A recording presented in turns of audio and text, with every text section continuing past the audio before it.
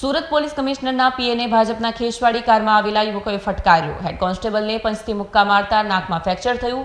Car મૂકી આરોપી ફરાર થયો। સીસીટીવી સામે આવ્યા છે। સુરતના નાના વરાછા ઢાળ પાસે ટ્રાવેલ્સની બસના લીધે સર્જાયેલા ટ્રાફિકને હટાવવા ગયેલા પોલીસ કમિશનરના પીએ એવા હેડ કોન્સ્ટેબલ ઉપર લક્ઝરી બસમાંથી ઉતરેલા 2 વ્યક્તિ અને ભાજપના ખેશવાડી કારમાં આવેલા લોકોએ ઝપાઝપી કરી। બનાવ અંગે કાપોદ્રા પોલીસે ગુનો નોંધી તપાસ કરતા કતારગામનો કાર ચાલક ઘર બંધ કરી ફરાર થઈ ગયો હતો। મળતી માહિતી પ્રમાણે મૂળ ભાવનગર જેશનના બિલી ગામના વતની અને નાના વરાછા પટેલ ફળિયાની પાછળ ગિરનાર સોસાયટી શેરી નંબર 4 ઘર નંબર 218 પહેલા માળે 35 વર્ષીય હેડ કોન્સ્ટેબલ અક્ષયકુમાર છગનભાઈ આહિર પરિવાર સાથે રહે છે। અક્ષયકુમાર પોલીસ કમિશનરના પીએ તરીકે ફરજ બજાવે છે। 5 ફેબ્રુઆરીની રાત્રે નોકરી પૂરી કરી તે પોતાની કારમાં ઘરે જતા હતા।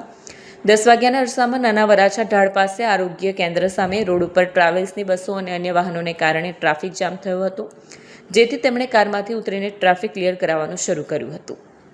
આ ઘટના બની ત્યારબાદ કાર ચાલક બિંદાસ એક પાનના ગલે ગયો અને ત્યાં તેણે સિગરેટ ફૂંકી બાદમાં કાર મૂકી ફરાર થયો, જેના સીસીટીવી ફૂટેજ પણ સામે આવ્યા છે। હાલ કાપોદ્રા પોલીસે કાર કબજે કરી વધુ કાર્યવાહી હાથ ધરી છે, જ્યારે આ કારની અંદર ભાજપનો ખેસ પણ મળી આવ્યો છે।